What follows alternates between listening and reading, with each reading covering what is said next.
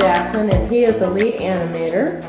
And Jim, thank you for letting us learn about your career today. I'm an animator, and what I do is, whether it be in hand-drawn traditional 2D, like we see in old Disney films, or in the computer, I basically move things around, and like the nine old men from Disney used to say, they call it the illusion of life. It's not really alive, but you take things that are not alive and you give them life. But it could be a broom, it could be a door, or it could be a person or an animal or whatever. But it kind of was what kind of got me hooked, was that taking something inanimate and making it move.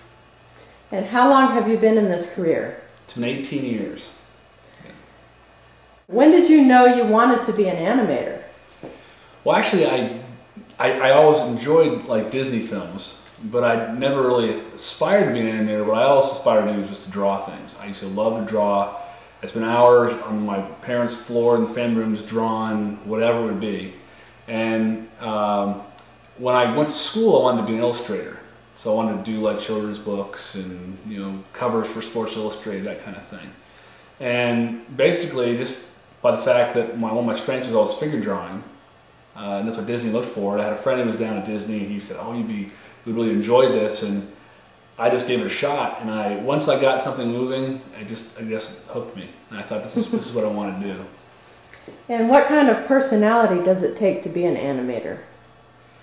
Well, it's a creative field, so I've enjoyed the fact that through my almost 20 years in the profession, I've been able to wear shorts and t-shirts to work every day and be kind of casual and keep a creative kind of atmosphere going on. But you have to, obviously it helps to be a mimic, to be sort of someone who can kind of like pick up on the nuances of people, what makes a movement interesting and unique to somebody, or someone's personality or attitude or whatnot.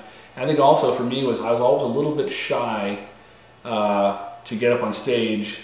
When I got up, I'd be okay, but I was always a little, had a lot of stage fright. But when you're in animation, you can sort of sit back, kind of behind the doors, behind your desk, and you can draw something or animate on the computer, and then it gets out there, and you can kind of you can use your acting ability that you wouldn't have enough guts to get on stage and do, but you can do kind of and still perform. Does an animator always have a mirror right there so you can make those facial expressions and then put them on paper? I have used a mirror quite a bit. I don't always use the mirror, but I tend to act things out more. I tend to be someone who just gets up and acts things out and how I would do it normally. And sometimes that's enough. Sometimes I'll film something as reference, and sometimes I'll look in the mirror. Yeah, so it's a little combination, but you have to be able to identify. I mean, you always are looking at life and looking at things, however that happens. And what kind of student were you in high school?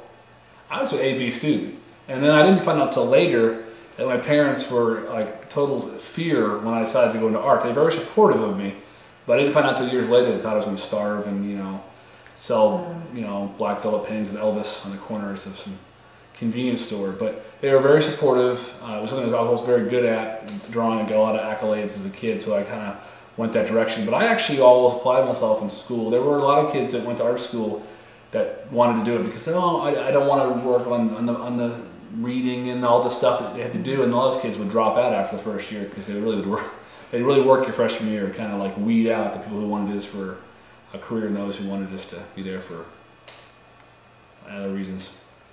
And how did you prepare for your career when you were still in high school? Well, I'd say I was always drawing, and I don't know if I always knew I was preparing for my career, but the thing about it is throughout the years I've still drawn. Even when I've gone into the computer world, I still draw, even for fun. Going on with the kids on a coloring book, I'll start doodling something in the corner because I think that's sort of like the idea of studying form relates even to computers. The same part of your brain that says this is a good pose with a character in an animated program is the same thing that tells you it's good drawing. And what college did you attend? I attended the Columbus College of Art and Design in Columbus, Ohio. So are you from Ohio? I was born in Pennsylvania, near Philadelphia, outside of a little town called Abington. What kind of coursework is involved in college, at the art college? Right. Well, my major was illustration, and my minor was in advertising, so I had something to apply my art to.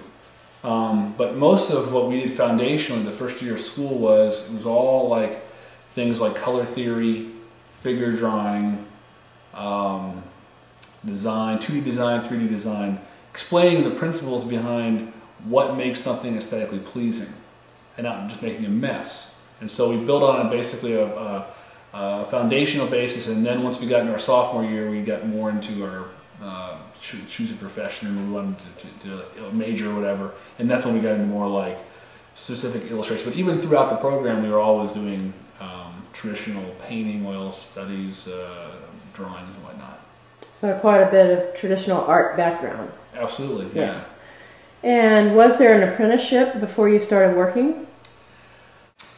My first job, I worked in an illustration house in Cleveland, Ohio, and I was an apprentice there, which basically amounted to wrapping and mounting artwork, and then also doing little spot illustrations for local Stop and Shop, grocery store, and that sort of thing.